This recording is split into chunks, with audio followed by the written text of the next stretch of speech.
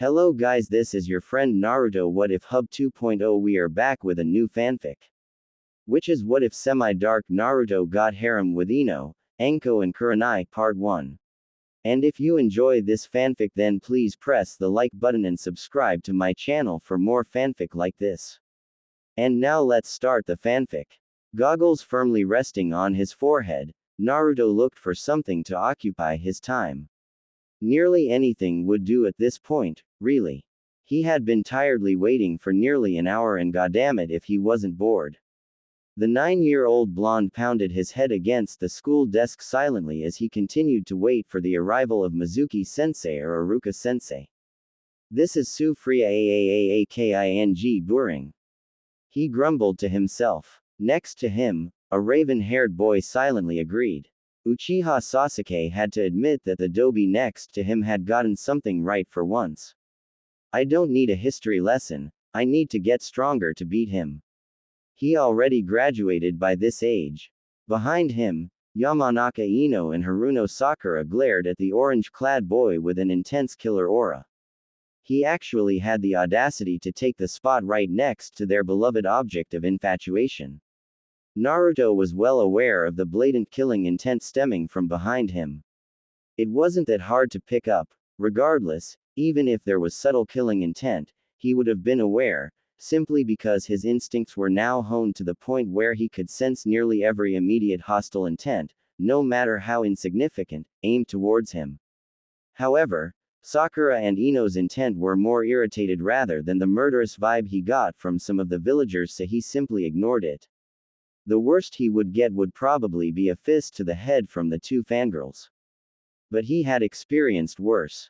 Much worse. Sighing, the whiskered boy looked to his left at the young Uchiha.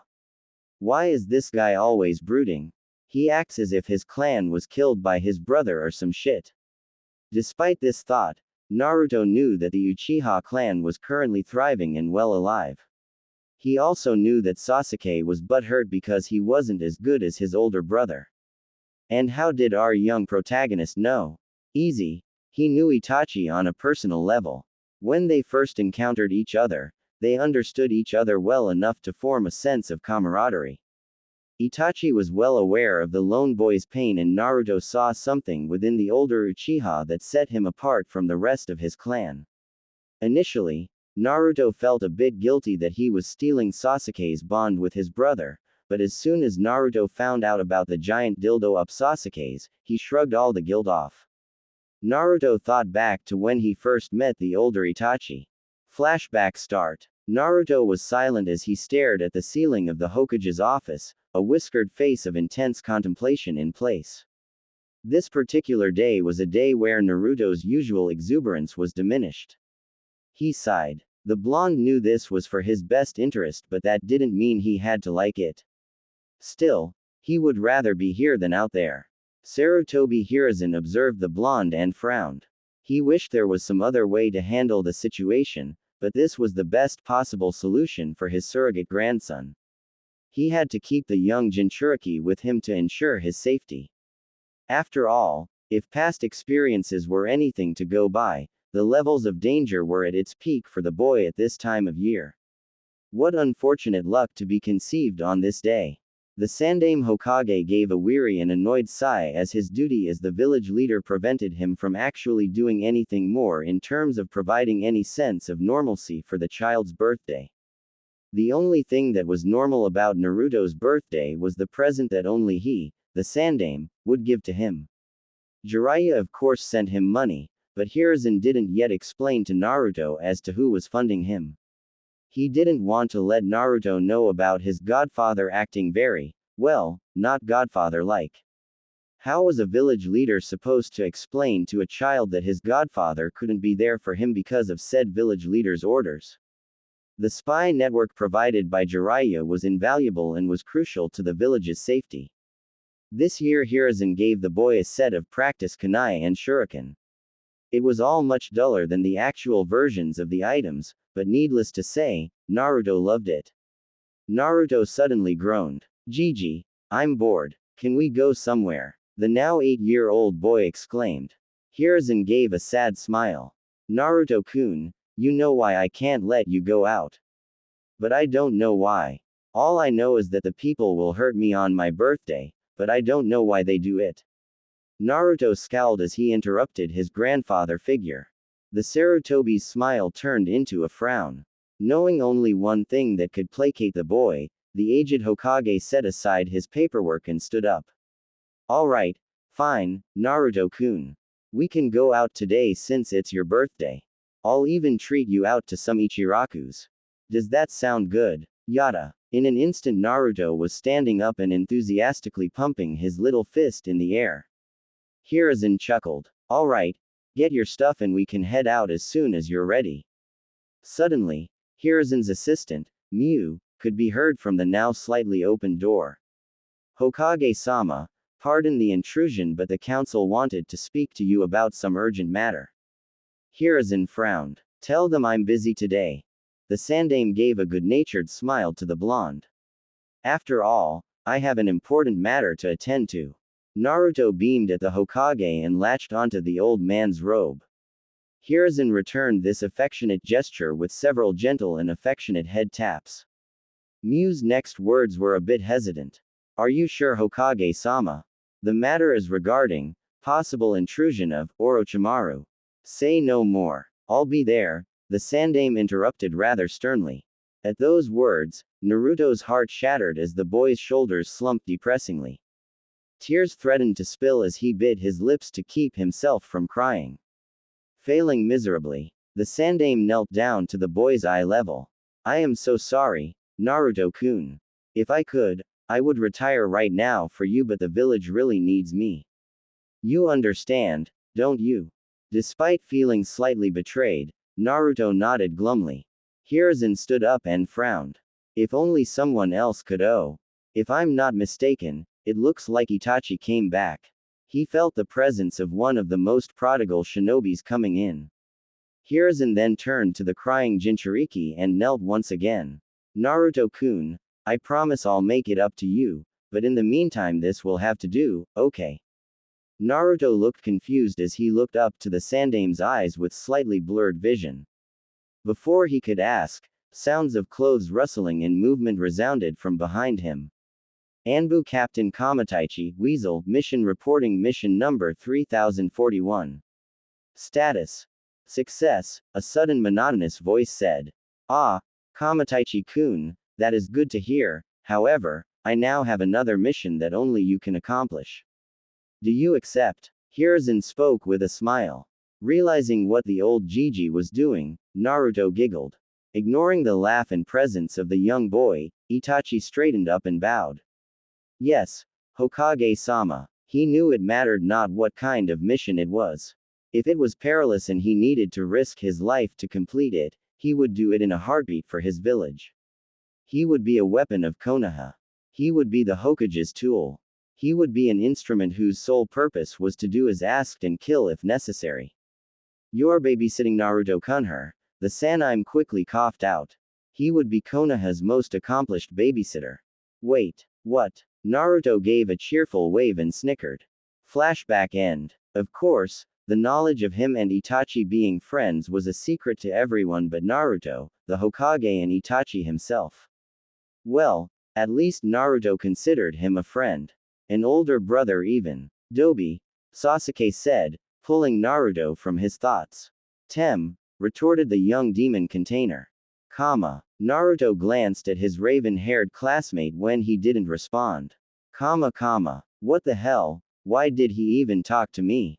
Naruto frowned. Whatever, I'm just gonna ignore him. Sasuke, noticing the attention of the blonde was elsewhere, frowned. Everyone should be paying the utmost attention to an Uchiha when one speaks to them. In an irritated voice, he spoke once more, Dobi. Naruto sighed and continued to ignore him. I wonder what time we can get out of class, I want some ramen, Dadbeo. Oi, Dobi, I'm talking to you. Sasuke was practically seething at being ignored. He was an Uchiha. Someone of his prestigious caliber should ever be ignored. What the hell do you want, Tem? Sasuke smirked. An Uchiha would always get his way. It was in their divine right. I don't know what you're talking about. An Uchiha like myself would never address you first unless we were ordered by the Hokage himself, and even then. The sliding of the classroom door interrupted Sasuke's self-pretentious speech. A random chunin came in. Attention class. Uruka-sensei and Mizuki-sensei will be unable to come to class today due to unseemly circumstances, therefore class will be cancelled for today. Naruto grinned as a cheer erupted throughout the class. He knew that he was the reason for them not showing up, oh he knew all too well. After all, he was the prankster king for a reason. Naruto drummed his fingers against the countertop at his favorite little restaurant as he waited impatiently. Man, it sure is taking him a time. I wonder what the hold-up is. Bored, Naruto looked at everything around him, noticing every little detail before his eyes rested on one 14-year-old Ayame.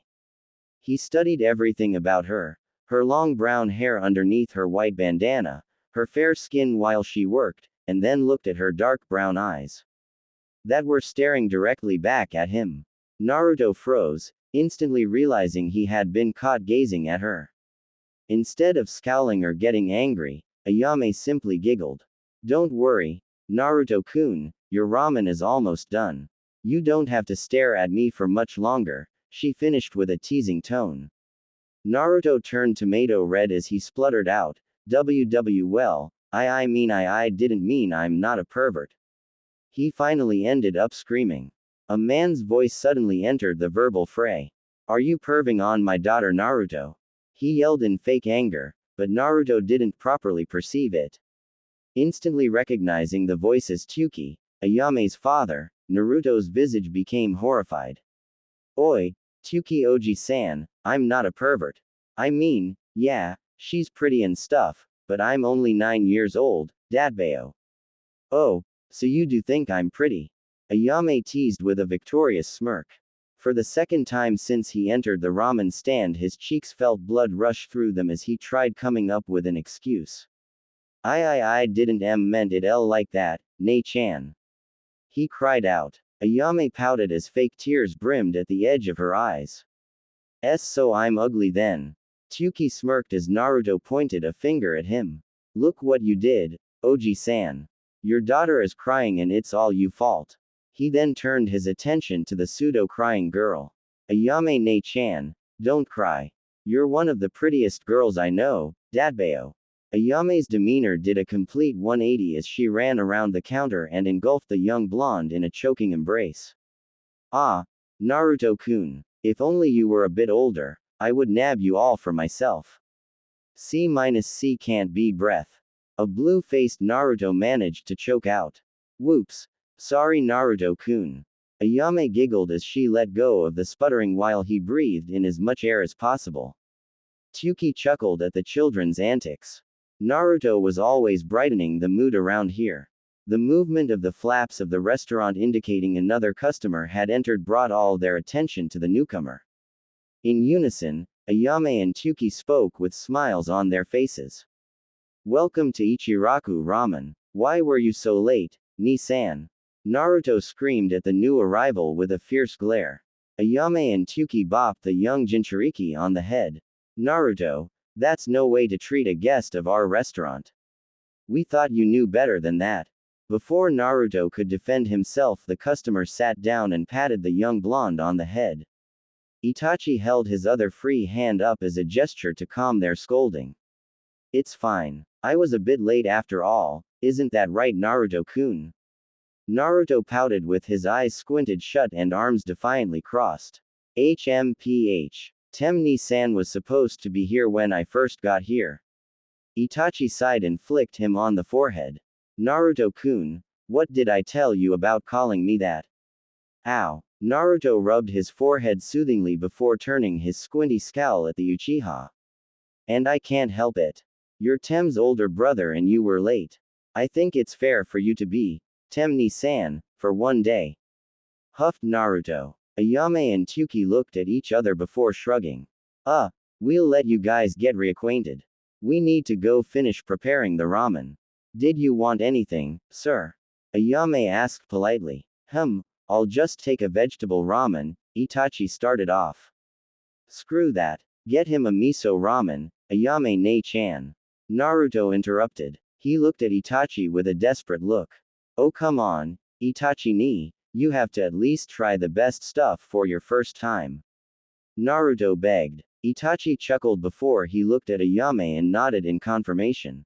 I'll take one miso ramen then. When she left, he patted Naruto on the head. So no more tem ni-san, Naruto grinned. I guess you earned yourself a break.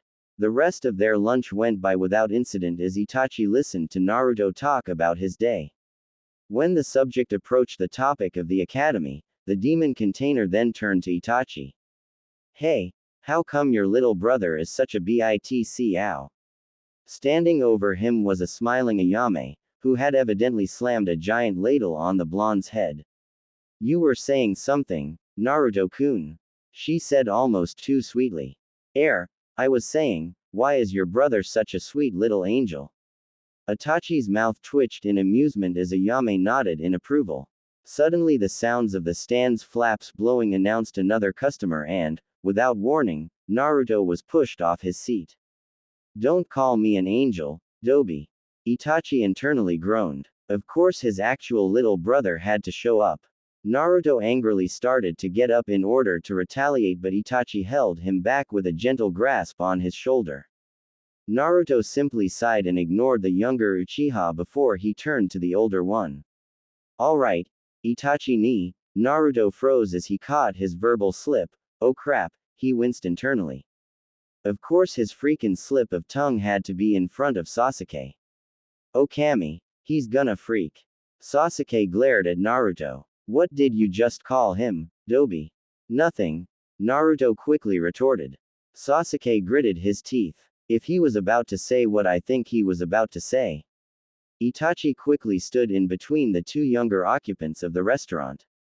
He turned to his younger brother in blood. Sasuke-kun, what is the issue here? Did you come looking for me or did you come simply to antagonize your friend here? Naruto scoffed at the term, friend. Sasuke seemed to agree with Naruto as he glared at his older brother. Ni-san, why are you hanging with Cretan that are beneath our clan name? Especially this Dobi. Itachi frowned. You should never address another person like that, Sasuke-kun, please refrain from doing so again. The elder Uchiha gestured to the blonde, Naruto-kun here is a very good friend of mine. Sasuke scowled. Whatever, Two-sama wishes for your presence. Itachi nodded. Alright, Sasuke-kun, go on ahead without me. I'll be home shortly. He mentally scowled. Must be another meeting on the coup d'etat, looks like the time is approaching. Came the reply of the young Uchiha as he turned around to leave. Naruto scowled at Sasuke's back as he left. He shook his head and turned to the remaining Uchiha. I don't see how the two of you are related. Itachi chuckled and brought out enough money to cover both tabs. He flicked Naruto's forehead and the blonde yelped in pain, making Itachi chuckle even more as he left the pouting Jinchuriki there. But he didn't even get to try ramen. Once Naruto finished eating, he thanked Ayame and Tsuki before leaving. Deciding to get some good old training in, he started heading over to the training grounds. Using the alleyways and shortcuts to his advantage, he swiftly navigated the passages while achieving his desired intention of avoiding people. It would do him no good to run into anyone when he was alone. They didn't really do anything to him in broad daylight, but the occasional villager or shinobi would gain the courage to throw something at him. That included tomatoes and rotten food, as he recently found out. Other times it would be more lethal. Naruto kept quiet and stealthily walked to training grounds 43, one he knew that was always empty. He didn't really know any reasons why, although he suspected it had something to do with training ground 44 making weird feral and animalistic noises. Oh well, as long as it keeps people away from me it's fine, he thought as he headed towards his intended training grounds. I wonder if that weird, youthful, guy is gonna be around. Naruto frowned as he recalled the memories of the strange exuberant man. Oddly, the only thing he could recall is the words that the man kept shouting out with every punch and kick. Single quote. Naruto cringed as the image of a green spandexed man punching and screaming at the top of his lungs about youth assaulted his mind. Shuddering at the thought of him, Naruto never ever wanted to be near that guy unless it was for shinobi purposes, maybe. Despite his eager tendencies, Naruto knew the man was pretty strong at the very least.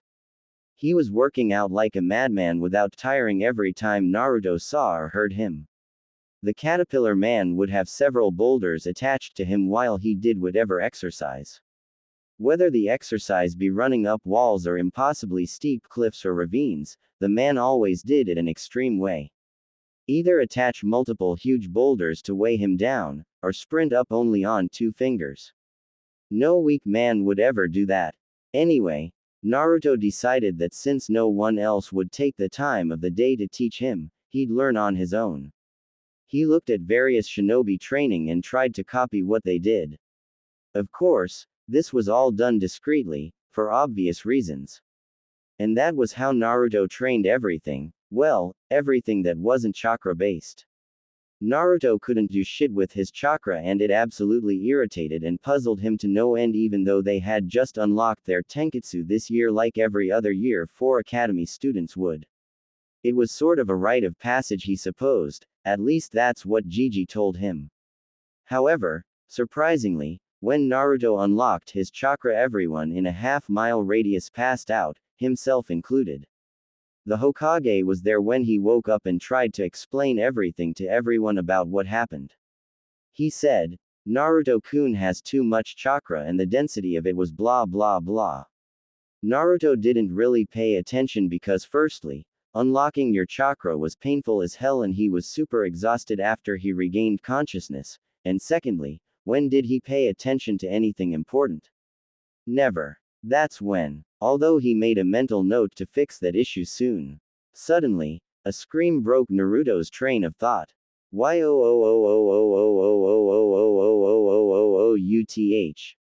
Youth. Youth. Oh Kami. He's close, Naruto mentally grimaced. He trudged towards the source of exuberance after some deep contemplation. It took a few moments, but with some common sense and the powerful need and want to get stronger, he reluctantly decided to go study the strange man. The enthusiastic screams of passion grew even louder until he finally arrived hidden in the dense forest. Welp, he was here now. For better or for worse, not even he knew. Okay, first he ran laps no, wait, did he stretch first? Well, no shit he stretched first. Everyone stretches first. Okay so let's restart. Stretch first, laps, the basic push-ups and shit, then the advanced and crazy weird push-ups and shit, and then, Naruto paused for a moment with a puzzled expression. Damn it. What the hell did he do again? I can't concentrate right now next to this emo tit. Naruto glanced at the raven-haired boy next to him who was currently glaring at him.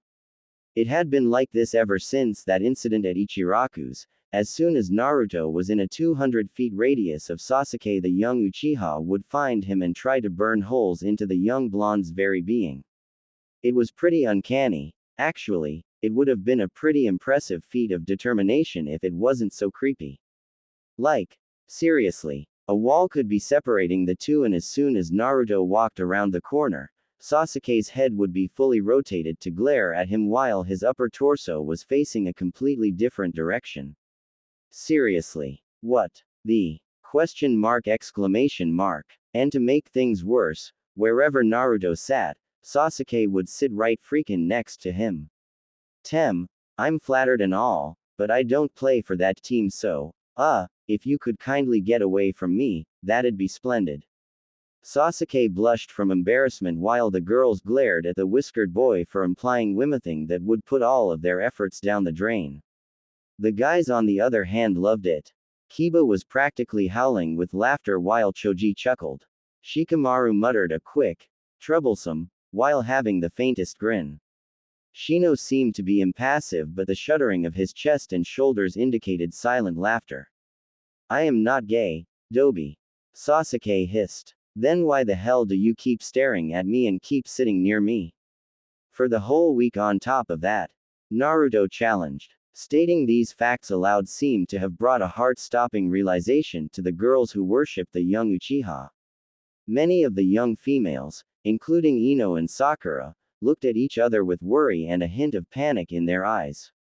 Why was Sasuke doing all those things? Naruto smirked at Sasuke, who just gritted his teeth.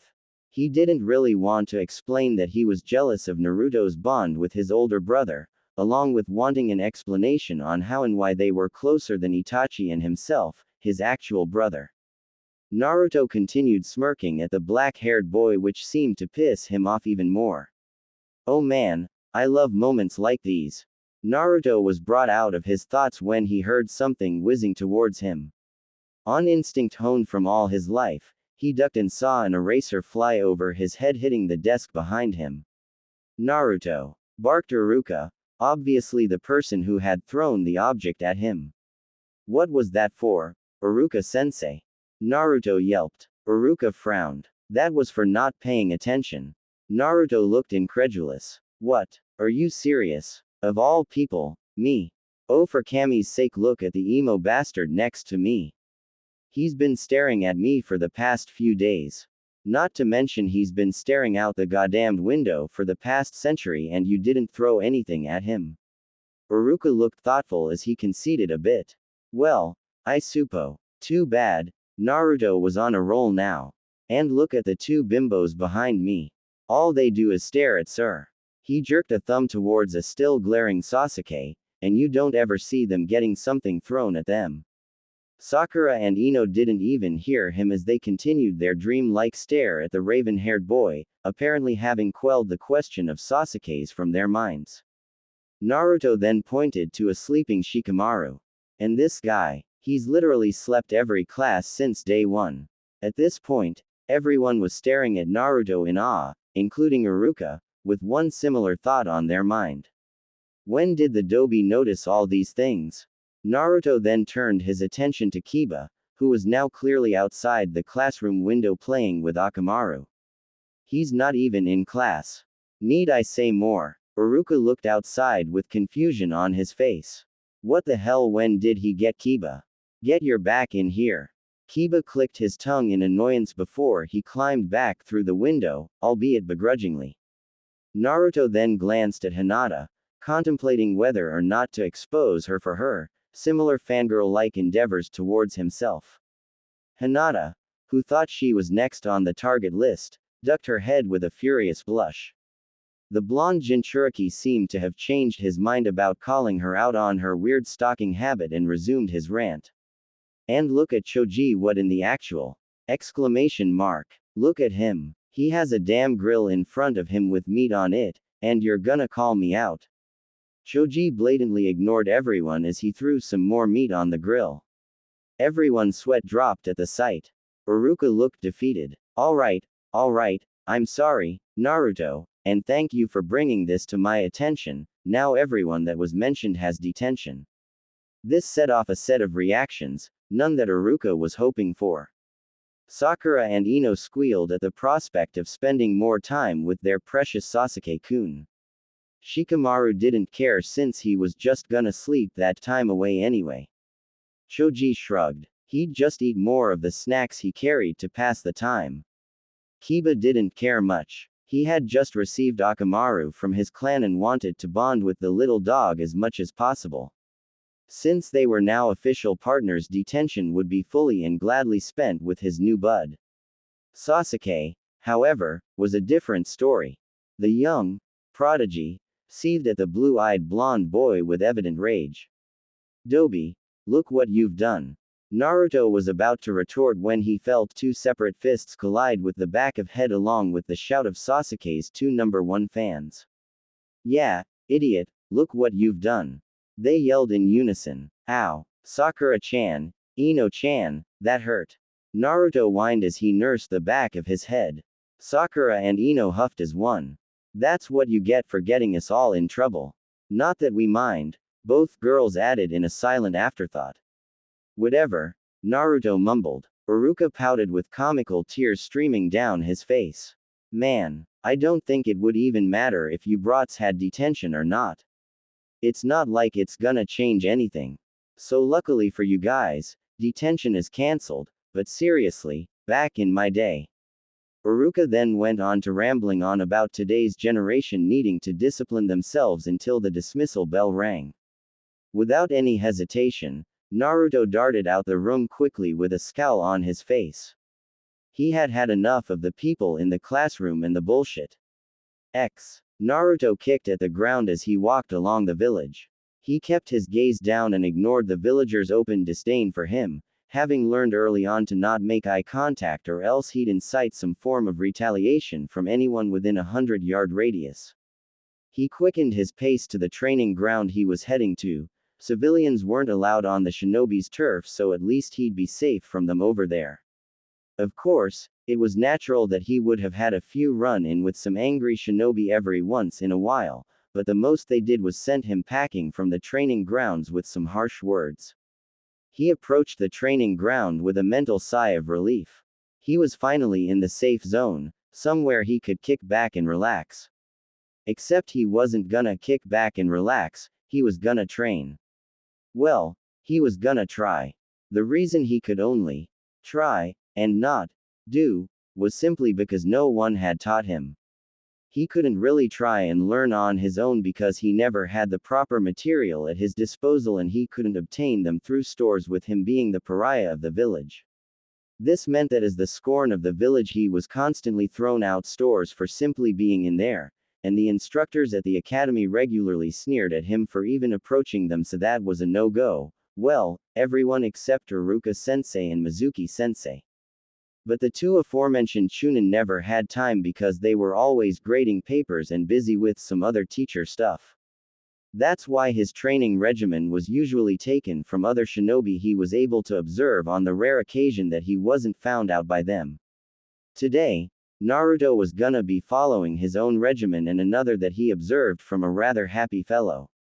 Naruto scrunched his face up as he tried remembering the man in the green spandex suit's regimen for the umpteenth time. Oh yeah, I remember, Dadbao. Naruto yelled emphatically as he set to run 100 laps. And that was only the warm-up. Naruto huffed and puffed as he ended his last lap. Son of a gun, that was pretty tiring. I guess this is the price of becoming Hokage, Dadbao. He quickly stood up and stretched before going to the decently sized stream, drinking some water from his cupped hands and washing his face as he relished in the revitalizing feeling. Feeling somewhat refreshed, Naruto set about to do the next part of the workout before he suddenly froze. What did he do next again? Scrunching his face in concentration, Naruto struggled to recall the exact workout. His eyes panned across the training ground hoping for some kind of memory spark. When his eyes fell on some boulders he yelped in triumph. Oh yeah, now I remember. Man, am I getting super smart or wah? Then he realized the detail of the workout's next step. Oh damn it all. He walked to the area with boulders littering the ground with great resignation. The green-clad man with the caterpillars above his eyes must be batshit crazy to do this. After dreadfully reaching his destination he stared at the rocks with a somewhat blank look on his face. Guess I gotta do this if I wanna be Hokage someday. Quote, me sideways, Dadbao. He groaned as he lifted a boulder with his arms. Once there, he threw it in the sky and positioned himself to be as ready as he could. Naruto was lying down face up with his chest panting from the brutal workout he just endured. Thank Kami, my stamina is awesome. I barely finished that madman's workout. I don't know how that guy can move like a damn snake while I move at the pace of a damn turtle. Needless to say, walking laps around the training ground using only your hands was a tough workout, especially with a pretty boulder balanced on your feet. Well, it wasn't giant, but hey, a rock on your feet that weighed nearly 50 pounds was pretty impressive, though Naruto saw the caterpillar man doing it with a boulder as big as a rhino. Oh well, one day I'll get there. I mean, that guy must be strong if he can do that crazy exercise. Suddenly, Naruto was put on alert mode as he heard footsteps approach his location. He tried jumping to his feet only to fall down from the sudden head rush and muscle fatigue. He cursed himself for being in such a vulnerable position. Shit, I shouldn't have. Naruto. Is that you? Came a very familiar voice. The tension immediately dissipated from Naruto's body as he identified the source of the intruder. Holy crap, Mizuki-sensei. Thank Kami, it's just you. I thought you were someone who was gonna what are you doing here? Mizuki chuckled and feigned innocence. Oh, I was just looking for you, actually. I've seen you train really hard and I have to say, I'm impressed, so impressed in fact I was wondering if you wanted to graduate a couple of years early. Naruto's eyes widened at Mizuki's words. What? Are you serious, sensei? He asked excitedly. Mizuki nodded with pseudo-sincerity. Why yes, I am Naruto. Now, let me tell you what you have to do to pass. Internally, Mizuki was sneering. Time for you to get what's coming to you, you damn demon. Naruto panted heavily against a tree as he clutched the giant scroll close to his chest before he peered around the forested area to make sure no one had followed him. Seeing no one, he slid down against the tree and plopped onto his rear. He took a deep breath and relaxed, allowing a proud smile to adorn his face. He, Uzumaki Naruto, socially proclaimed, Dobi, had successfully stolen the scroll of seals from the Hokage Tower itself. Ha, no one can call me the dead last anymore. I'd like to see them try and do what I just did. Naruto adjusted his goggles from his forehead to his neck and wiped the sweat that accumulated on his visage. He eagerly opened the scroll and peered at the list of jutsus. Mizuki-sensei told me I only had to learn one of these to graduate early. Should be easy enough, I think, he muttered to himself as he scanned the parchment. His gaze fell on one particular jutsu, the Kage Bunshin no Jutsu. This jutsu allows the user to summon physical copies of themselves, however, the clone takes a lot of. Naruto frowned, the next few words were blurred and had holes through them from the old age. Ah, what the hell does it say? I can't see, damn it.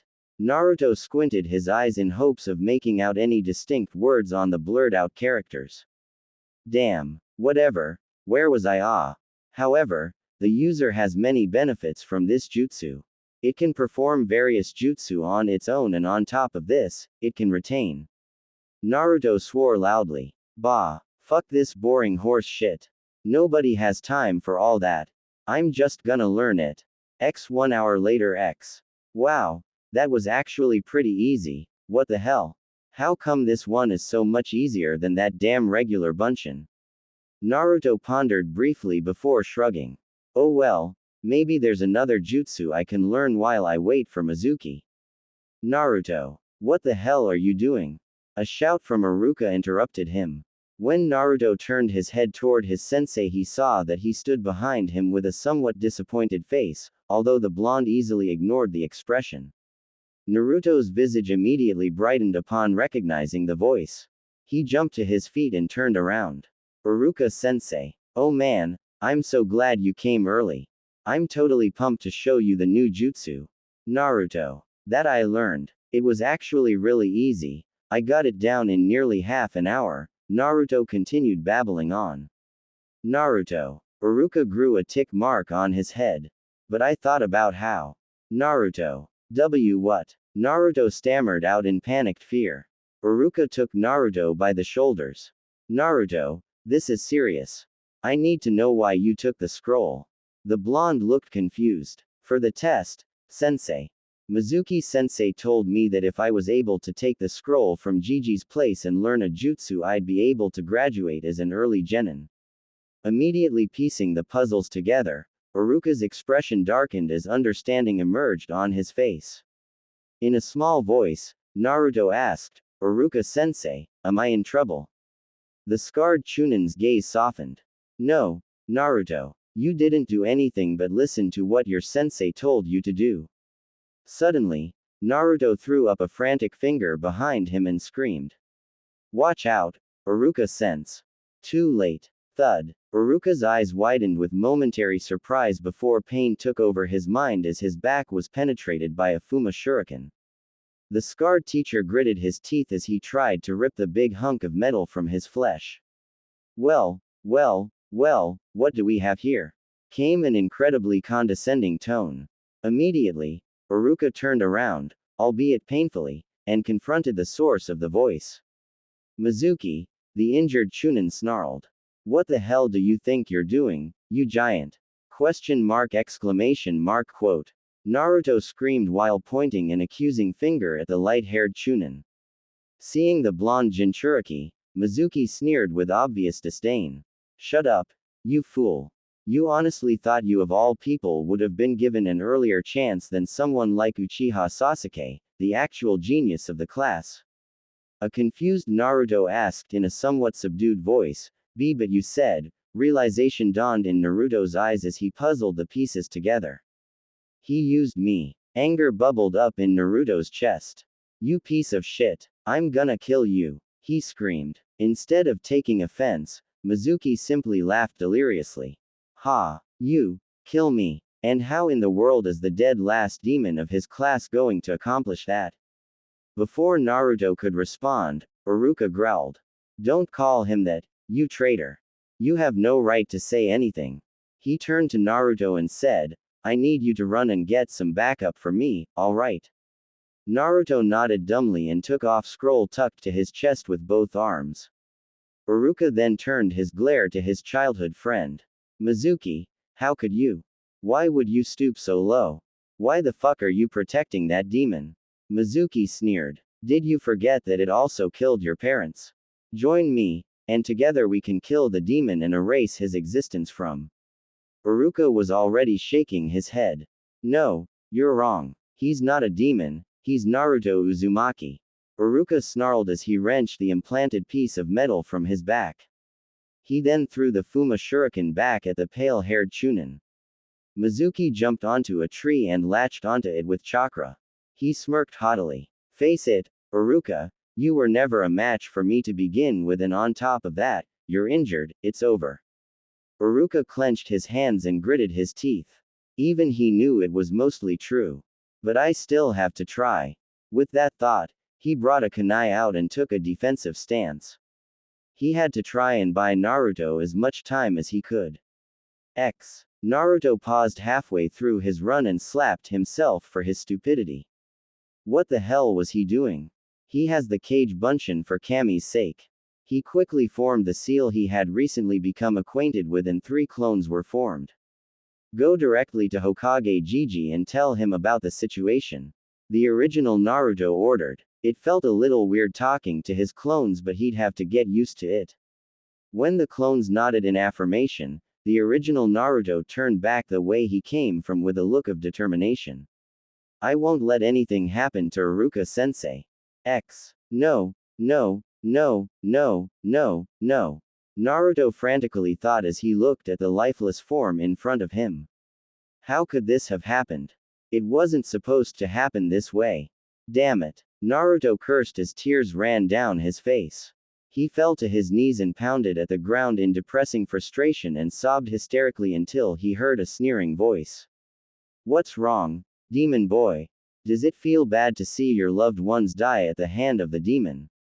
Now you know how everyone in Konoha feel. Shut up, Naruto growled. Mizuki laughed mockingly. Or what? Are you gonna? Mizuki froze with fear. This sensation, it hadn't been felt for nearly a decade, but he would and could never forget it. Even if he wanted to.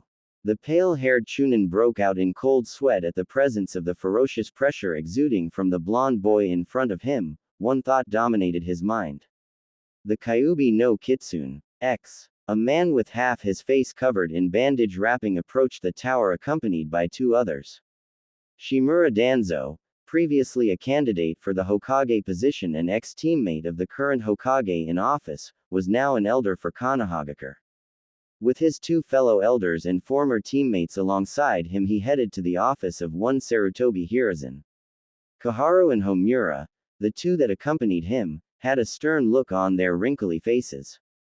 While it wasn't obvious from a first glance, their walk was full of tension and their strides carried a sense of urgency.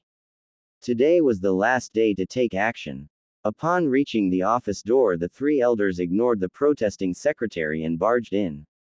Hiruzen turned an impassive gaze to the 3 who had intruded. He knew the reason as to why they had come.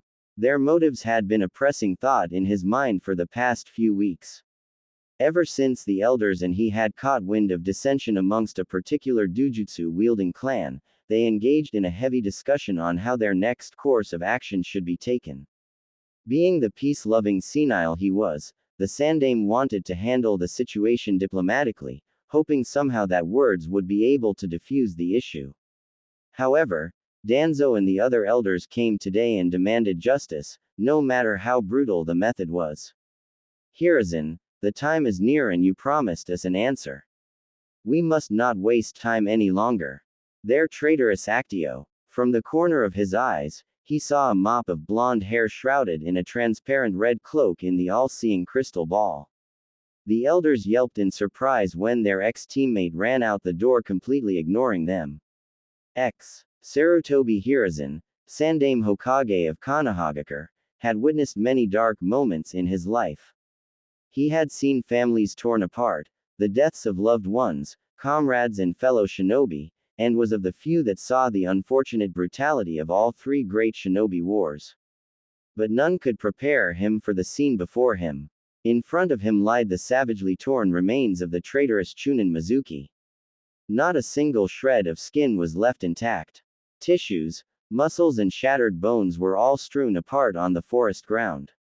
Blood coated the once normally green grass red, and a heavy trail of blood led to two forms on the ground. Naruto was on his knees, rocking back and forth, clutching Iruka's head to his chest, all the while sobbing with unrestrained sorrow. A solemn expression took a hold of the Sandaime's face as he approached Naruto before gently placing a hand on the young Jinchuriki's shoulder, making the grieving boy lift his face to meet his village leader's eyes. Immediately, the Hokage knelt and the young blonde immediately clutched onto his robes desperately. Naruto tried reining in the turbulent emotion that coursed through him as the Hokage stood in front of him, but failed miserably.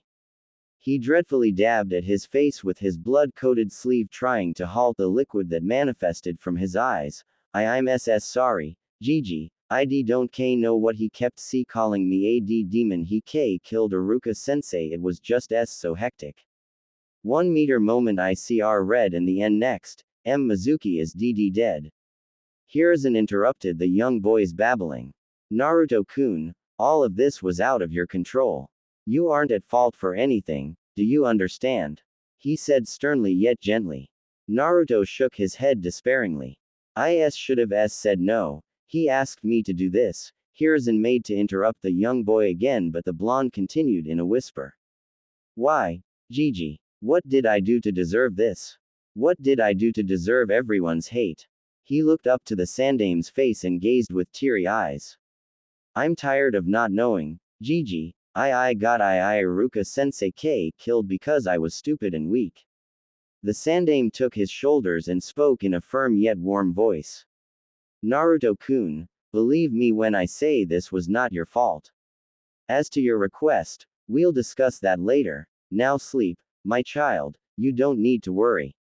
I'm here for you. Naruto nodded, knowing that was the best he was gonna get out of the leader, and felt his eyelids grow heavy.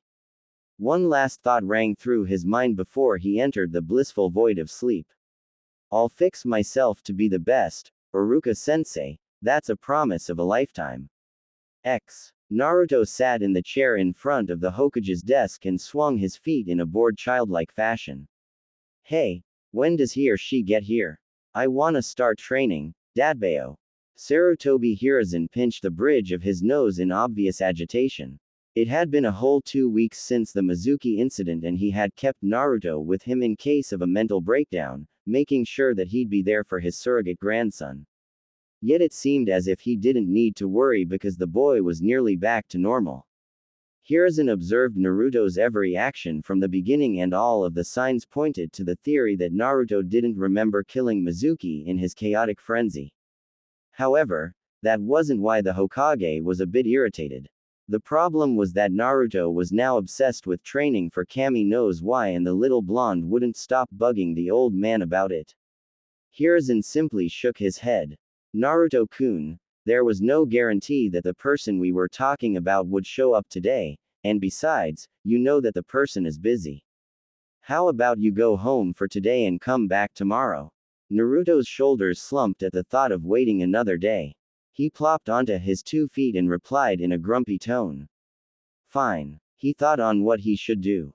The academy was on a summer break, so he literally had nothing to do.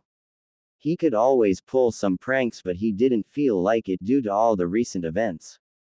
Hiruzen exerted a tired breath as he watched the little blonde Jinchuriki exit the office and went back to previous thoughts.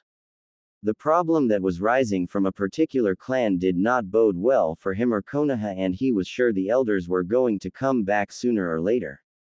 He grimaced as he paged his secretary. Maya-chan, please set up a meeting between the elders and I ASAP. Yes, Hokage-sama. Both Naruto and Hiruzen had forgotten what day tomorrow was. October 10th, the day that the Kyuubi no Kitsune attacked. It was also Naruto's birthday. Single quote. Naruto cursed himself for being such an idiot. How did he forget today? Of all people, how could he forget? Naruto stumbled to the ground as the pain in his leg finally caught up to him. I guess the adrenaline wore off now, he grimly realized. He shakily got up to his feet only to fall again. Damn it, he cursed. He looked over from the direction he came from and saw the mob generalizing towards his direction loosely. Naruto chuckled darkly when he heard them scream out the usual bullshit. Find the demon. He went this way. Don't let the bastard escape. Make him pay. If he had received a single ryo for all those phrases he had just heard, he'd have enough to buy out the entire elemental nations and then some. It was so cliché, and he heard it a shit ton of times more on this specific day than any other. October 10th. Yep. It was an absolutely great day for a birthday. Naruto gritted his teeth in pain as he once again attempted to stand up. He had to get away now, otherwise the mob would catch him again. Footsteps pounded towards Naruto's general direction as he hobbled along desperately. Taking a glance back while moving, he failed to notice the figure right in front of him. Gotcha! You little bastard! Naruto yelled in agony as a second kunai implanted itself into his calf. Surrounding him was mostly civilians and very few shinobi. Now that he effectively couldn't run, they had him cornered. Knowing this, Naruto simply curled up in the fetus position and closed his eyes. He tried protecting himself as best as he could by using his hands to cover his face, the seemingly primary target for the mob's punches and kicks. Suddenly, all of the attacks ceased and he felt himself being taken a hold of by the arms and legs. Trembling and shaking, Naruto fearfully opened his eyes to see himself being taken by the shinobi to outside the village walls. He strained and pulled with all of his effort to try and free himself, but it was for naught. How the hell was a 10-year-old supposed to free himself from some battle-hardened shinobi? Please, anyone. He cried and whimpered for someone to save him, but it all went unanswered. If it weren't for the seriousness of the situation, he would have noticed that this was the first time he had been taken outside of the village walls. I'm sorry. I don't know what I did. Stop. Just please let me go. Naruto begged. As an answer, one of the shinobi who was carrying him punched him square in the stomach, involuntarily forcing blood to cough out. Oh, don't worry, we won't kill you just yet. No, that would be showing you mercy. We're gonna make sure you suffer for years and years to come, one of the shinobis spoke in a low voice.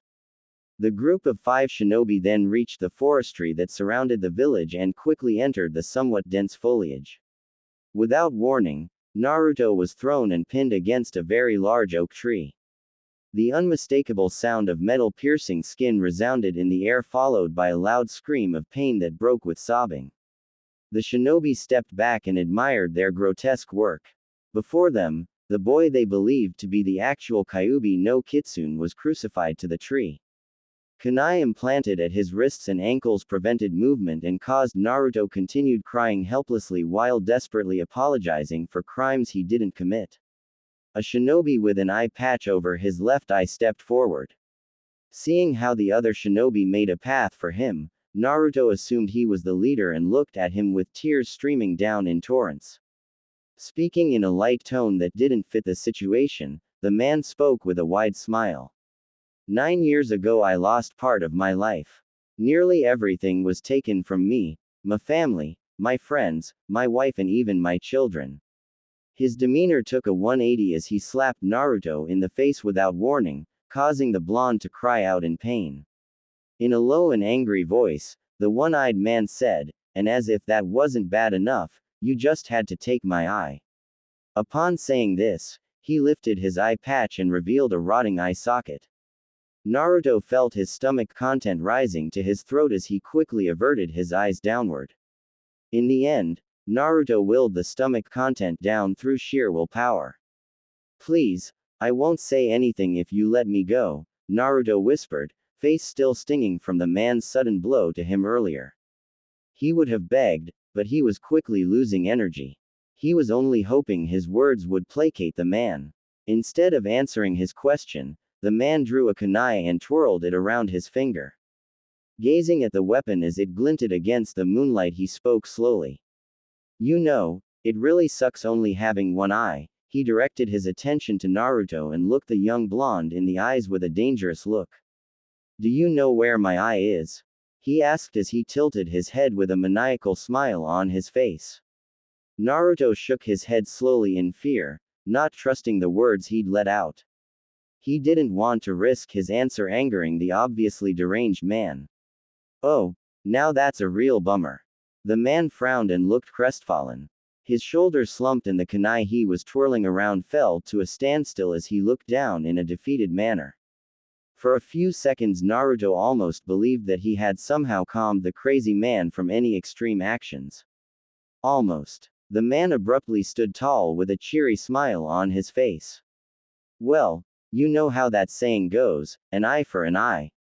With that being said, the man smiled and approached Naruto with malicious intent. The mention of Naruto's name on this particular day made the Sandaime Hokage pale with unease. They had just got done going over the report of the incident and Itachi had one last request before he was marked as a nuke nin. Hiruzen had smiled sadly when he heard this. One of the few people Naruto had bonded with was now leaving all because of himself and the council. Itachi's last request was to visit the blonde he had bonded with over the last year and a half before he left. That's when the weight of the current date decided to firmly stomp its way into his mind. That led to the both of them quickly striding over to the desk to use the crystal ball to locate him. Once they looked through the crystal ball to find Naruto, much to their horror, they saw a group of ninja carrying him into the outer forest of Konoha. Immediately, the Hokage cursed himself for being such a fool. He knew what day it was, yet somehow, nearly every year around the same time, something always occupied him. It was not a coincidence, he theorized, the civilian council and majority of the shinobis were behind this somehow. He just couldn't find any damnable evidence. Itachi and the Sandaime used the Shunshin no Jutsu immediately to the front gates of the village. Recognizing that they were still in the immediate forest of Konoha, Itachi and Hiruzen had decided to split up to find the boy. Although this was their home village, the forest was just simply too damn big for them to automatically know where everything was at by heart. Itachi, if you find Naruto, bring him back immediately to the tower. If you find those responsible, you know what to do. However, you know you must immediately leave as soon as possible. The village will find out about what you did soon enough. The Sandaime spoke swiftly without remorse and only with absolute authority. It was the man known as the professor and the Hokage speaking, not the loving grandfatherly figure to the people of Konoha. Yes, Hokage-sama, Itachi instantly replied before running off to the east side of the forest. The Sarutobi really wished at this moment that he could call on his Jonin and Anbu, but he needed to keep everything discreet if he were to grant Itachi's last request. With these thoughts, the Sandaime shot off in the opposite direction from Itachi. Kage Bunshin no Jutsu, Shadow Clone Jutsu. Itachi whispered. Summoning 3 Kage Bunshins took a solid amount of chakra from Itachi, hence the reason he didn't create a lot more. It would be useless to summon 30 clones only to dispel them after 30 seconds or a minute. No, it would be more efficient to summon a few and have them be able to use a decent amount of chakra to help them find the young blonde. Immediately, they sped off in random directions in hopes of completing their tasks as quickly as possible. Itachi picked a direction where his cage buncheons hadn't gone to and sent chakra to his ears in hopes for a sign to the whereabouts of Naruto. He immediately heard some rustling and pumped chakra through his legs to the source of noise. He ran and ran in hopes of finding Tisk. Itachi stared at the cause of the noise with a frown. Just a squirrel. If he didn't find the boy soon, he was sure the blonde would be severely injured or dead by the time they got to him.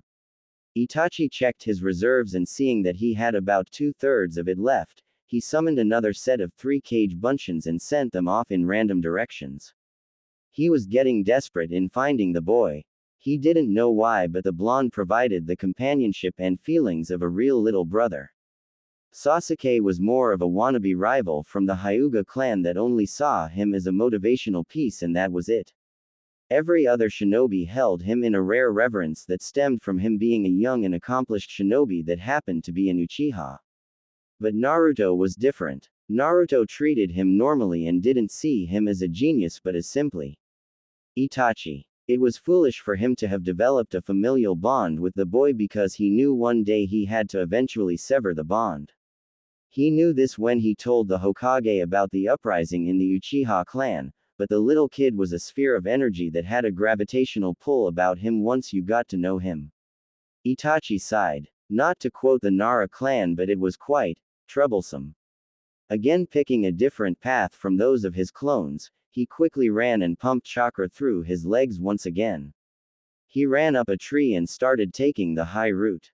Hopping from branch to branch, he broadened his senses too. Suddenly, an agonized scream pierced the moonlit night. Itachi froze. Anger bubbling up in his core, Itachi activated the recently obtained Mangekyo Sharingan subconsciously and flared his killing intent. With inhumane speed, Itachi silently blurred through the thickets. More people were going to die tonight. That's all Naruto had before his senses kicked and realized there was an 8-inch kunai in his eye. His first sensation was just the sense of intrusion being cold. Then it became hot. Extremely hot. Excruciating pain flared in his damaged orbital. Blood and serous fluid gushed out from his socket in an unrestrained torrent, quickly coating the right side of his face with blood. Naruto's scream filled the night with agony only to be cut off by the blood leaking into his esophagus. Spluttering and sobbing, Naruto spat out blood as he tried screaming out in pain, speak even, yet it was to no avail as the pain overrode his urge to emit any form of decibel. For reasons unknown, the grunts of the shinobi group came forward and ripped the kunai out viciously from the boy's limbs and let the demon container drop to the floor like a heap of trash. Naruto immediately took to the fetal position and whimpered uncontrollably. At the sight of this, the shinobis roared with laughter and continued jaunting at the Jinchuriki's expense. Everyone encircled the boy and took turns spitting and kicking at the demon boy. Suddenly, everyone froze as they felt as though a very dangerous predator was in the vicinity. Killer intent took a hold of everyone like a giant wave had just crashed upon them. After a few moments of fear-induced stupor, the heinous group of shinobis looked around desperately trying to pinpoint the source of terror. No one made a sound except for the still whimpering Naruto. You had all made a grave mistake. Kaden. Ruka no Jutsu, fire release. Racing fire. The voice whispered. Suddenly, a figure jumped up into the night sky with his silhouette against the bright translucent moon. A pair of Sharingan-activated eyes bored holes into everyone's gaze as fire split into 5 directions, each toward their own target. Rapidly approaching them, the shinobis emptied their bladders as they knew it was too late to survive. Screams of fear filled the forest before being silenced by their fate. Itachi quickly dispelled his cage buncheons that were still searching, and did a quick scan of his surroundings, ensuring that no more danger was present. After confirming that there was indeed no more danger present, Itachi approached the near-dead boy he came to know as a younger brother. Anger bubbled once again in Itachi's core as he realized what they did to the young boy. Kneeling down to the sun-kissed blonde, he began healing the small wounds. He had a basic proficiency in medical ninjutsu due to his Sharingan. However, it was only basic. He wished now more than ever that he should have given more attention to it. "You're late," Naruto managed out with his good eye closed. He cracked a small smile. "Tem ni-san." Itachi shook his head with incredulously. "You must be strong to make light of this horrendous situation, Naruto." "Don't talk, Naruto. Save your energy, you're going to need it." Taking the boy's silence as an answer, he continued to patch the minor injuries. To heal the Jinchuriki's broken bone was out of Itachi's medical ninjutsu's league. The basic healing would have to do for now. Completing his simple healing process, Itachi then bit his thumb, Kuchio's number jutsu. A cloud poofed and revealed a slightly larger than average crow. "Why did you summon me, Itachi-san?" asked the crow in a surprisingly deep baritone. The crow looked around his surroundings before looking at the boy with a kunai embedded in one of his eye socket. The crow's reaction looked disgusted. Humans were the most barbaric organisms to walk this forsaken world. "Kuro-san, I need you to find and relay a message to the Hokage. He should be easy enough to find if you search for his signature from the sky." The older Uchiha answered. Kuro, the crow summon, simply nodded his affirmative. "And what does this message entail?" "Please inform the Hokage that I had found Naruto and he'll be arriving shortly. Please also inform him that." Itachi leaned in and whispered something to the crow. The crow's eyes widened with surprise. "Are you sure you want to that? The repercussions could be severe. You especially don't know how that process could react. Especially cause of a certain being that is held. No, I don't think you should go through with this. It'd be painful for the boy on top of that, we would be uncertain in knowing if it would work. Go. I have made my decision, it must be done." Itachi interrupted with a stern voice. He had already put a great amount of thought behind this. The crow looked apprehensive but eventually nodded. Itachi was one of the strongest shinobi this world had to offer. Kuro would trust in the genius of the Uchiha clan. Itachi turned to the still form of one Uzumaki Naruto. He knelt down and called out softly, "Naruto." Itachi grew worried as the boy with his good eye closed didn't respond. Just as he was about to act, the boy moved his hand to his cheek, almost touching the kunai that had been forcefully implanted into his socket. He held his hand there on the verge of making contact with the weapon before finally dropping his hand on his cheek.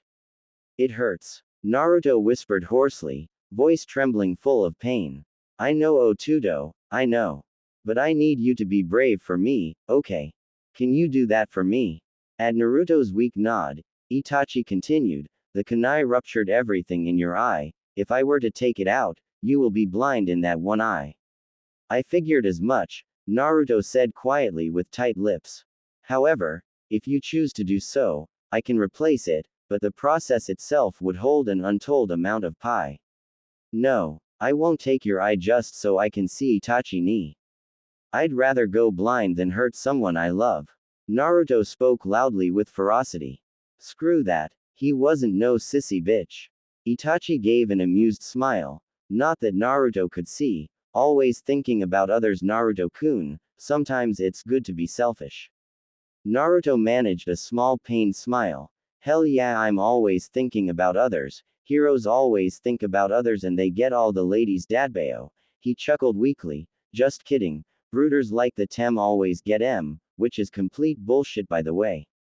Itachi again looked at the boy with slight awe. "Just how do you do it, Naruto?" "Always remaining strong and steadfast. I wouldn't be using my eyes, so you don't have to be worried." "Oh gross Itachi ni. I'm not gonna use one of those bastards' eyes. They just assaulted me, so screw them and their shitty. Not theirs either," Itachi said quickly, placating the boy into silence. Naruto remained silent before speaking slowly. "If it's not yours, and if it's not theirs, then whose?" Itachi pulled out a vial that contained a pair of eyes and briefly thought back to the conversation he had with the Sandaime Hokage. Flashback starts. Sarutobi sat silently in his office contemplating his recent decision. Did he really make the right choice? Would his predecessors have condoned his decision or would they have chastised him? Unfortunately, he would never find out. Regardless of his decision, he couldn't fight off the intrusion of guilt that had seeped into his soul. It has been done, Hokage-sama, came an emotionless voice. Despite the monotonous tone of the speaker's voice, Sarutobi Hiruzen knew there was an emotional turmoil warring inside the young man. He knew what he had forced on the young adult was an unbearable weight that could never be fully alleviated. Sarutobi clenched his jaw as he spoke with guilt and sorrow riddling his voice. He avoided eye contact with the genius. I am truly and sincerely sorry, I wish it had never came to this. I will do whatever it is to keep this village safe, Hokage-sama. I nearly regret nothing, however I would like to tell you I had failed in one aspect. Sarutobi gave a sad smile. I would have never expected you to kill your own Otudo, even I know that you're not the perfect ninja. Now I have to ask, did you perform the Tsukiyomi on young Sasuke-kun, and were you able to obtain the Mangekyo Sharingan? Itachi shook his head. I simply knocked my little brother out. I didn't see a reason to put him through such torture. The incident tonight should be well enough to motivate him to be stronger. Itachi's fist clenched ever so slightly. This did not go unnoticed by Sarutobi as Itachi continued, and I was successful in killing Shisui Uchiha, successfully obtaining the Mangekyo Sharingan without using his eyes. However, I would like to take them as keepsakes, Hokage-sama, if you don't mind, that is. Sarutobi understood immediately. The bond between the two Uchihas was akin to brotherhood. It forged upon being the talented and young prodigies always together during countless life-threatening missions and perilous situations. Sarutobi waved the Uchiha's hesitation off. It's fine, Itachi-kun, it's the least I could do for you, especially after all you've done for us. Itachi then cleared his throat somewhat awkwardly. Actually, Hokage-sama, there's one more thing I would ask of you. If it was alright with you, I would like to make one more visit to one Uzumaki Naruto. The Sandaime froze. The mention of Naruto's name on this particular day made the Sandaime Hokage paled with unease. How could I have forgotten? Flashback ends. Don't worry about trivial matters like that, just answer the question, Naruto, yes or no. Itachi spoke sternly, despite the quietness of his voice. Naruto took several painful breaths before he gave an answer. Grimacing, he spoke slowly. Well, not much of a choice if I want to keep my eyesight, I suppose. Naruto tilted his head towards Itachi. This action elicited a giant wince from the young blonde. Naruto held himself still and let the pain dull out before he asked, as long as it's not your eye, I'm fine with it, Itachi-ni. Itachi allowed himself a small smile as he tried to steel his nerves. He didn't know anything about surgical processes, but he hoped he didn't need to. When he was healing the minor cuts and bruises, he felt the deeper lacerations and broken bones healing on its own. When he focused his attention, he felt a malevolent chakra at work. He suspected it had something to do with the Kyuubi no Kitsune. On that piece of information alone, was what Itachi was basing this whole eye operation on. He was relying on the seemingly miraculous healing prowess of the Kyuubi.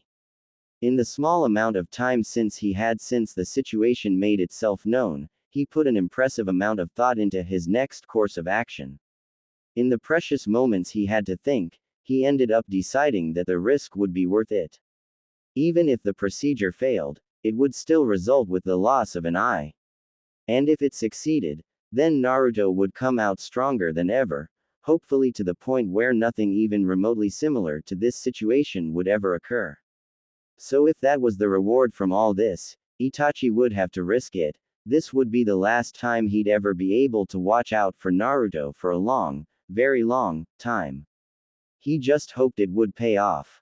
Quickly muttering a quick, Kage Bunshin no Jutsu, Itachi ordered his shadow clone to pick up the blonde into a more comfortable position.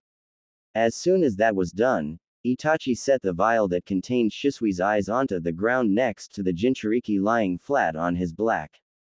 Kneeling next to the side of Naruto's face with the kunai stuck in it, He gently tried tugging the kunai out only to find it stuck. Naruto involuntarily let out a yelp of pain at Itachi's action. Despite the Uchiha's good intention, Naruto couldn't help but scowl slightly. Of course, any facial movement that even slightly contracted the muscles around Naruto's right eye flared a sudden increase in pain. So he yelped again. Man, this sucks. Man, from here on out, my luck better multiply into infinity and freaking beyond, cause I am tired of all this freaking bull crap, he thought as the pain dulled to a more bearable amount. Naruto, I'm gonna have to heat up the kunai with flames slowly so it doesn't stay lodged in your socket. I'm going to heat it from the handle so I don't burn the rest of your face. In other words, it's gonna hurt like a bitch. Naruto finished. Itachi let out a small HN in affirmative. Naruto grimaced once more. Well, sooner always better than later, right? Itachi summoned another Kage Bunshin on top of the other one. Ordering them to hold Naruto down, Itachi quickly placed his hands on the handle and used an extremely simple Kaden jutsu to coat his hands with flames. Naruto gave a loud gulp as he waited for the kunai to heat up.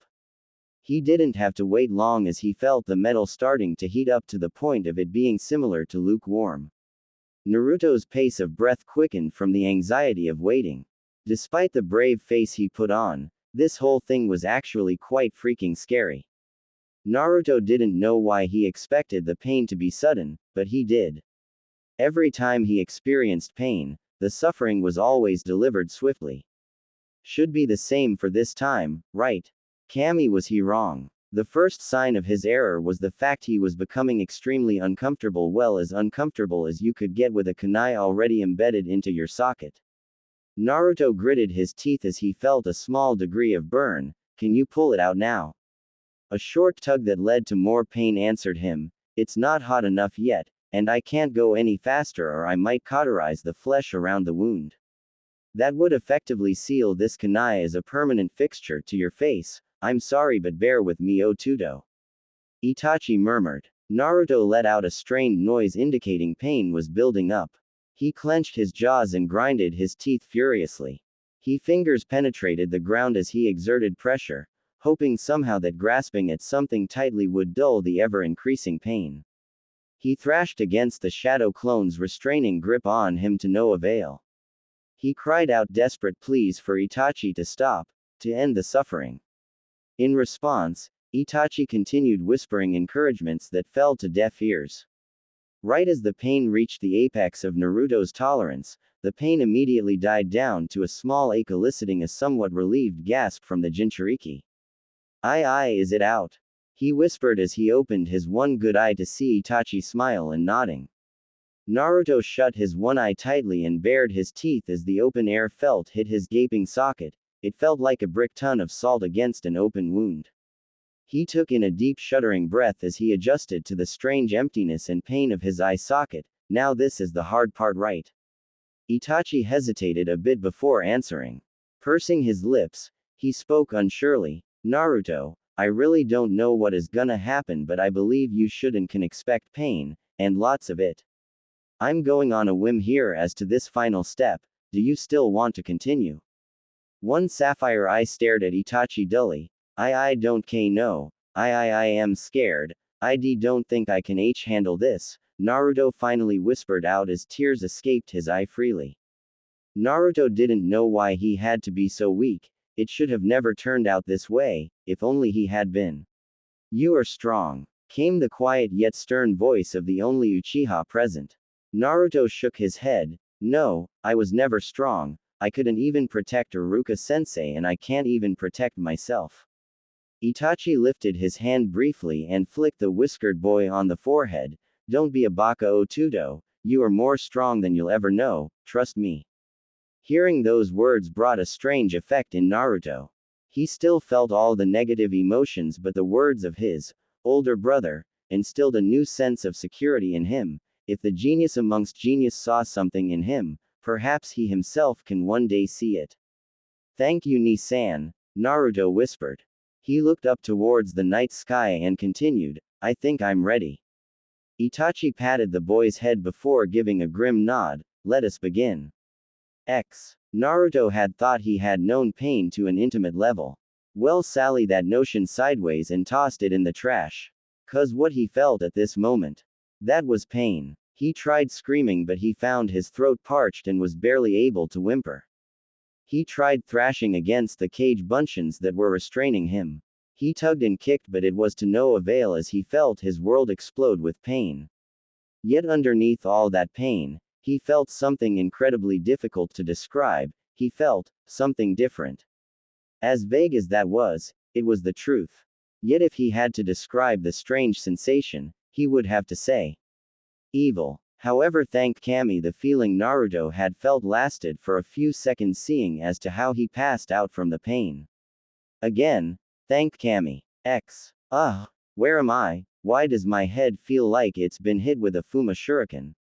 I wonder if Ni-san is still here. Itachi Ni. Hearing no response, Naruto groggily awoke to an all too familiar place, albeit blurry. He knew exactly where he was. The familiarity of the place assaulted his sensitive senses. The clean antibacterial scent attacked his already sensitive nose. The whiteness of the room and the texture of his clothing, which felt much like a gown, were dead giveaways as to where he could be. Yeah, he knew exactly where he was. A place that he hated waking up to. Konoha's hospital.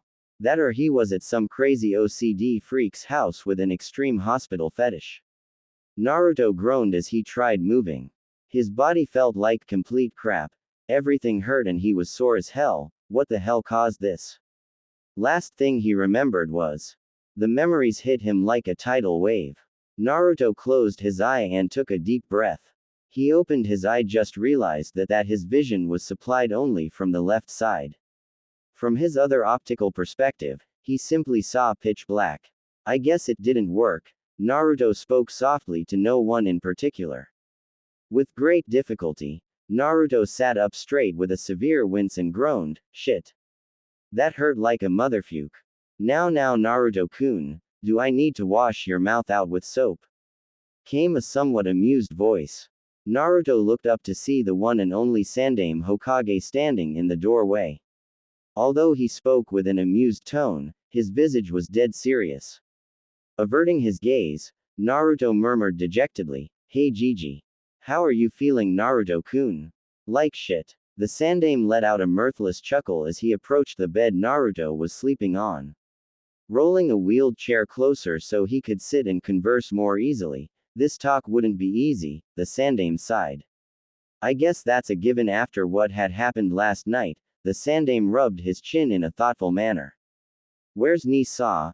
Naruto caught himself quickly. Itachi. Sarutobi frowned. Why didn't the Uchiha prodigy tell the Jinchuriki? Sarutobi hesitantly spoke. Naruto, Itachi betrayed Konoha. Naruto frowned. Haha, Gigi, I'm not really in the mood for jokes, so can you seriously tell me where he's at? Or send him here. Naruto, I'm sorry, but I am being completely serious when I say he massacred the Uchiha clan last night. Naruto stared at the Sandaime, desperately looking for any signs of joke, but he only found regret and sorrow on the face of the man he saw as grandfather. Naruto then looked forward with his one eye. His gaze took in everything, yet he saw nothing. The sapphire-colored eye dulled, much like a gemstone covered in sheets of dust. His thoughts ran a million miles per second. How could he do this to Konoha? Why would he do that to his family? Why would Itachi leave him? That had hurt the most. He knew they bonded like a little brother would with an older brother. Didn't Itachi know he was one of his most precious person? Naruto only had him and the Gigi. He had to have known. Naruto had told him a million times. Tears started to fall out as Naruto clenched at his heart, desperate to placate the heartbreaking ache. His chest shuddered with short and uncontrolled breathing. Naruto glanced at the Sandaime and suddenly felt angry. He clenched his jaws and tightened his fist. Why is this shit always happening to me? It's not fair. Frustrated tears started to stream out of his open eye. How come the supposed leader of our village fails so miserably at preventing pain? Are you alright, Naruto-kun? Came the worried voice the Sandaime. Fantastic, Gigi. This year had been amazing. Couldn't you tell? He spat out venomously. The Sandaime placed a gentle hand on Naruto's shoulder. I'm sorry, Naruto, just know that in time, everything will be better. Shoving the old man's hand away forcefully, Naruto spoke coldly, don't touch me. Sarutobi smiled sadly. The boy was in the right to feel angry. All he could do is be patient and hear the child out. Tell me what's wrong, Naruto-kun. Tell you what's wrong. He asked incredulously. He glared at the village leader. What the hell do you mean? Are you seriously that old that you can't even tell what the hell is wrong? Naruto took a forced breath as he closed his eye. Well, let me tell you, Hokage-sama. He spoke of the formal title with obvious sarcasm before continuing. In this month alone, I had lost nearly half of the people that care for me. The two people that was actually willing to protect me. Naruto-kun, you know I do my best to try and protect you. Bullshit, Gigi. And you know it. He pointed a finger to the eye that been destroyed. How the hell did this happen if you try your best to protect me? You're the freaking Hokage. He gritted his teeth. I want to know why this happens to me. Every year, Gigi, this happens to me. I want to know why. Naruto-kun, I'm sorry, I can't tell you because it's a classified S-ranked secret. Naruto grinded his teeth and let out a frustrated growl. Then when will it be okay? When I get raped. Next year when I die. Naruto spat out. Sarutobi took on an aghast look. Is this how you truly feel, Naruto-kun? I had no idea. He must have been holding it in for so long. Naruto-kun, I would never let that happen to you. From here on out, I'll double the Anbu. Naruto scoffed. The Anbu? Are you serious? Where was the Anbu when I was getting my eye carved out? Naruto yelled with angry tears rolling down his face. He was about to continue his angry ventilation when a sudden sleepiness sensation took a hold of him. Whatever, Hokage-sama. I'm done, leave me alone, Naruto muttered as he went to lay back down. He turned his back to him, effectively ignoring the sad face on the wizened old man. Very well, Naruto-kun, just know that I love you and better days will come for you. If Naruto had heard him, he certainly gave no indication that he did. Silence ensued as the Hokage took his leave. Sarutobi Hiruzen sighed as he walked outside into the hallway. Did you hear all of young Naruto-kun's words? Itachi looked at the door of the Jinchurikis and sighed, briefly thinking over last night's event. Flashback starts. Itachi sighed in relief as the malevolent chakra seemed to be doing proper reconstruction of Naruto's eye. As soon as he coaxed Reed, shoved Shisui's eye into Naruto's bleeding socket, a dark and evil chakra immediately emerged and snaked its way from Naruto's navel area to up his chest and slithered along the neck until it finally went towards his orbital socket. Almost immediately, the burnt skin of Naruto's returned to its natural tanned hide. Tendrils reconnected themselves along with various muscles and connective tissues. As this was happening, Naruto screamed only to have it turn into a pitiful whimper. Itachi closed his eyes and sent a silent prayer to whatever kami that was out there to help the boy. To do anything to ease the boy's pain. Itachi's prayer seemed to have been answered as the boy seemed to fall into an unconscious state. Itachi's worry eased a bit. He had thought his surrogate brother had died, but the Yubi's chakra was still at work. However, instead of the chakra only reaching the eye, it had now spread and encased his whole body with the chakra. As soon as Itachi's cage buncheons came in contact with the chakra, their hands corroded a bit before dispelling. Itachi sat down and closed his eyes. Tears streamed out of the prodigy's eyes. It had been such an exhausting past 24 hours. The incident involving his clan had affected him more than he had let on. As much as he'd like to be the perfect shinobi, one without emotion, he just couldn't. How could someone kill their friends, best friends, and their family without feeling such a thing? Itachi was strong, a genius amongst a genius. But he was not a monster. He still felt every emotion torrent through him just as any other human. He looked upon the night sky and spoke to no one in particular. Shisui, I am so sorry for everything. He looked at the boy covered in the Biju's chakra, but know that you will live on through him in a way. he is strong-minded and strong-willed much like you. His tears stopped as he let out his feelings. It had been way too long since he had shown any emotions. A few minutes later, Itachi sighed once again in relief as the chakra-enveloped boy seemed to thin out to the point where it wouldn't be fatal to come in contact with for a few minutes. Itachi knew not to touch the boy when the vile chakra was so thickly saturating the boy's figure. However, he didn't have much time left, he had to leave soon. So without a single care in the world, he picked the young boy up while the chakra ate at his clothes and skin, albeit slowly. Itachi gritted his teeth. This pain is nothing compared to Naruto's suffering. He hugged the boy tighter to his chest despite the pain. A lone tear fell into the cheek of unconscious boy. I'm sorry for everything, oh Tudo. Flashback ends. The boy is in pain. Hopefully time will be able to mend his heart. Itachi wordlessly nodded in agreement with a slight frown on his face. He could practically feel the emotions rolling off from the young Jinchuriki's room. Hokage-sama, why didn't you tell him of his other eye? In all truth, I was going to, but he is emotionally distraught at the moment and I don't believe being emotionally stable with a Sharingan in your eye is not a very good mix, the old man said honestly. Itachi nodded. The Uchiha clan was indeed a bit unstable like that. His father, nearly all his uncles and elder were power-crazed and tended to get a bit crazy. Shaking his head from his thoughts. Will I be allowed to see him one last time? Sarutobi hesitated before shaking his head. Itachi, I'm sorry, but you can't now. I know this isn't how you wanted to leave the village, but for Konoha's sake, you need to go. Again, I can't express how sorry I am for making you shoulder this whole ordeal. I knew what consequences my decisions would reap. I am happy to be of use, Hokage-sama. I will be in contact with you soon. Sarutobi watched as the loyal but now missing ninja, bow before turning to leave. But before Itachi made use of a shunshin, he spoke softly but clearly. Please watch over them both, Hokage-sama. With that being said, Itachi Uchiha left the place he had called home for his whole entire life. Konohagakure no Sato would now be nothing but a memory.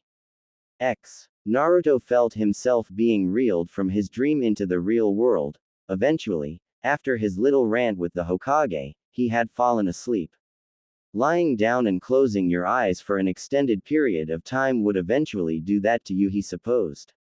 He sighed as he recollected the events that had happened before he childishly ignored the Hokage, the one person who he had considered family. Ayame Ne-chan and Tuki Ojisan were close in terms of bonds, but the Hokage Jiji was his Jiji, damn it. He needed to apologize. As if sensing his inner turmoil, several knocks were heard, followed the sound of the door opening announced someone was coming in.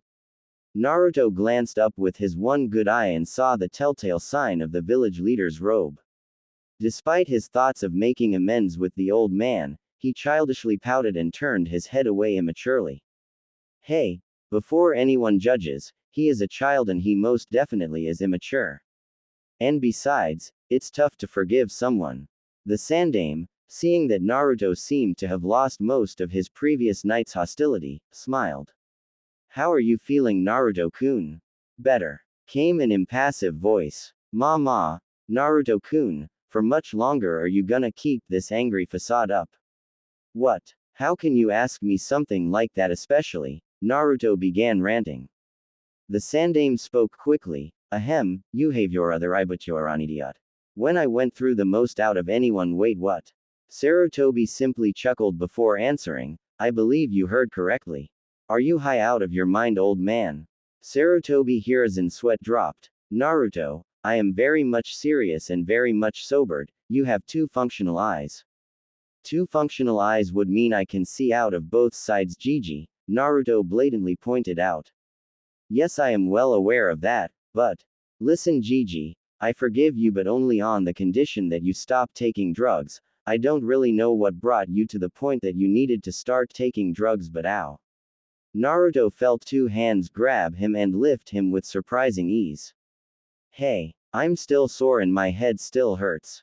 Let me down, you old Jiji baka. Sarutobi had grown tired of the admonishment of a child. so here he was, taking said child and walking to the bathroom. He plopped him on a chair that he had brought with him.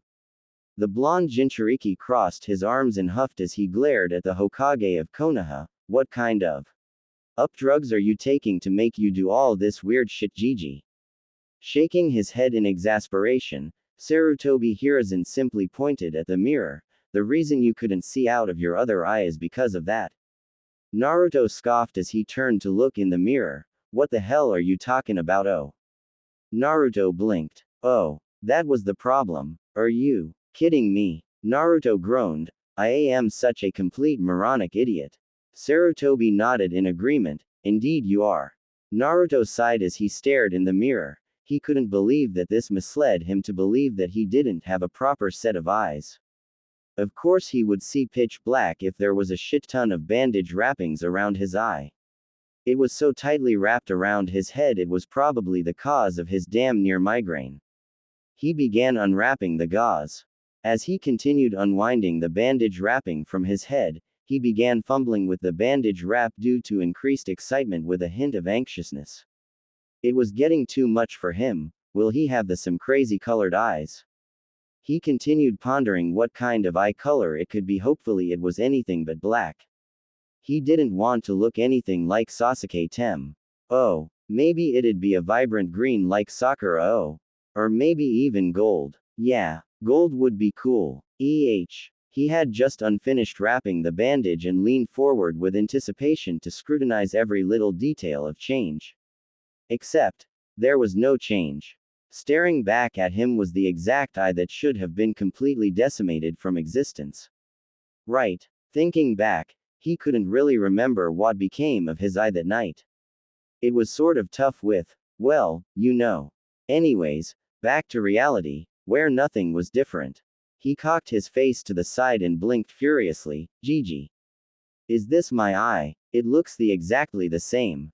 The Sandaime found himself chuckling once again. No, my boy, that eye belongs to the one and only Shisui Uchiha. Do you know of him?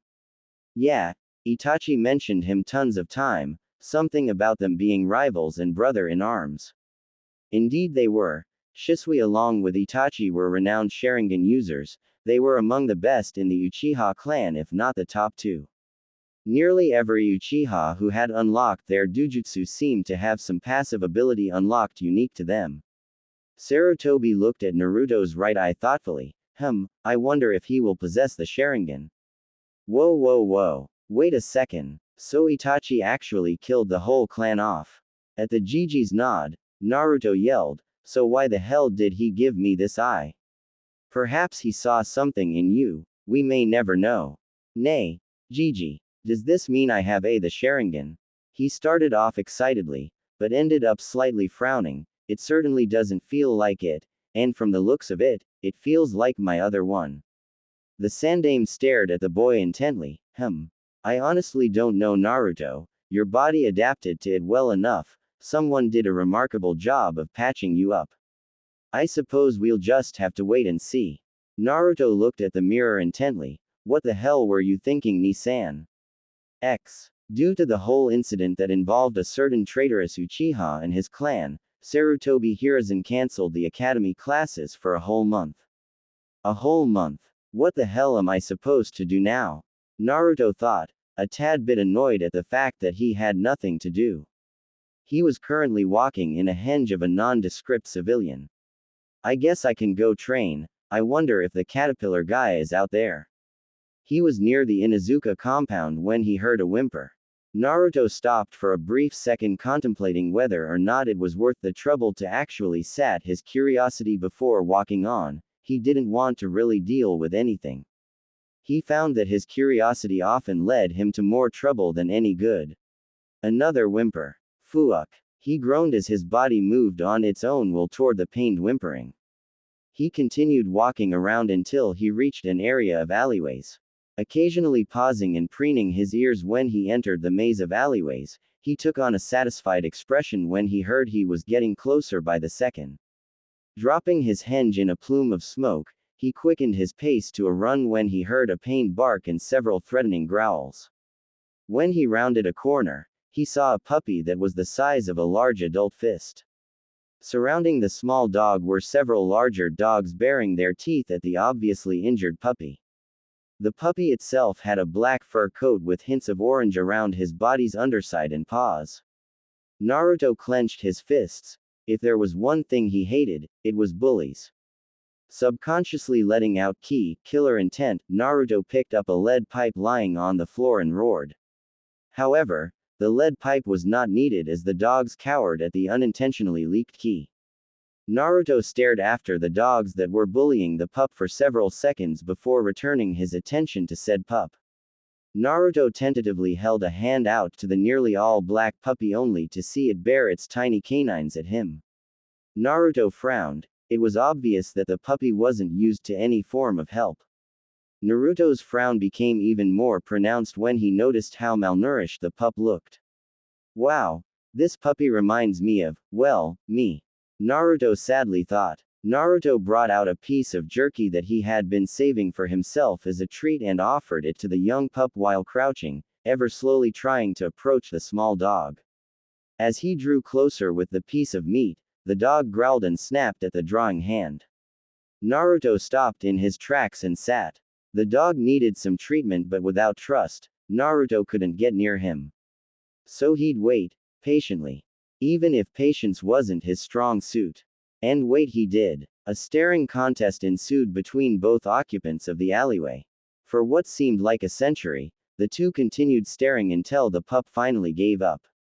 A small smile tugged at Naruto's lip as he saw the dog extend its neck toward the jerky that had been placed on the ground, all the while staring at Naruto with suspicion. Suddenly, the dog snapped out and took the piece of jerky, immediately retreating with its back to the wall. The injured pup scarfed the jerky down in a heartbeat. Then it promptly fell over from what seemed to be exhaustion. Naruto sighed in relief as he scooped the young canine into his arms. Now all he had to do was find a place that could take care of the pup. Naruto frowned as he realized that most likely no one would care for anything that had any relation to the blonde. Realizing where he was near, a metaphoric light bulb appeared above his head. Duh, how could I forget? We're near Kiba's place. I think, it certainly smells like him, Naruto thought as his senses picked up on a somewhat familiar scent. Kiba wasn't exactly his friend, but they got along well enough as classmates. Kiba, Shikamaru, Choji were the few that treated him indifferently. They were the closest things he could call a friend. Kiba laughed boisterously as he chased his little furry companion down. Yep, this was the life, getting a pup and then spending the rest of your days. Kiba halted his game of tags and looked up, sniffing the air. Huh, I know that smell. If I'm not mistaken, this smells like the dog. Kiba, came the unmistakable voice of the whiskered boy. Yep, that's definitely Naruto. Kiba smirked. The puzzling thing was that there was another smell that accompanied the pariah. It sort of smelled like a dirty dog. Kiba wrinkled his nose and narrowed his eyes. He also smelled a bit of blood. His suspicions were confirmed as Naruto came running around the corner panting with a bundle of fur in his arms. Kiba, immediately jumping to conclusions, started screaming accusations at the Jinchuriki. If it weren't for the severity of the situation, Naruto would have rolled his eyes. Instead, he ran up to the red-marked-faced tatted boy and gave him a good and solid kick between the legs. Kiba's scream changed from accusing screams to a pained one. Naruto winced. No guy should ever have to go through that. Meh, whatever, it had to be done. Well, there were probably some other ways that Naruto could have stopped the incessant rambling of the Inuzuka heir, but he didn't really have time. So one kick to the family jewels would have to do. Naruto then explained, listen here you. I found this pup being manhandled by some bigger dogs, so I went and rescued it, you jerk. At this, Kiba weakly nodded and groaned in pain. Anyways, I don't really know any hospitals or vets near here, so this is probably the best choice. Naruto lied. He was fully aware of the various medical treating establishments, but he knew they didn't like him for some odd reason he himself couldn't depict. So that's why I'm here. This pup needs to be treated and you were nearby, so here we are. Now get up and treat the pup, you wimp. Naruto finished in a somewhat rushed manner. It'd do no good to be caught around hanging here. He didn't know how much of the shinobi populace hated him, but he wasn't willing to find out if the Inuzuka clan shared the hatred. Naruto helped his classmate up and thrusted the dog into the boy's arms, so I can trust you to handle it right. Kiba nodded and closely examined the puppy. The puppy was bleeding, but it wasn't too severe. If anything, the cause for the unconsciousness might have been a slight infection or malnourishment, possibly both. Upon further observations, Kiba's eyes widened. Oi oi oi. This is a Tibetan Mastiff and Grey Wolf hybrid. Naruto. Where the hell did you find this pup? This is super freaking rare, Naruto. Kiba looked up to find the sun-kissed blonde gone. Kiba sighed. Whatever, I'll just take it to mom. Come on Akamaru, let's get going.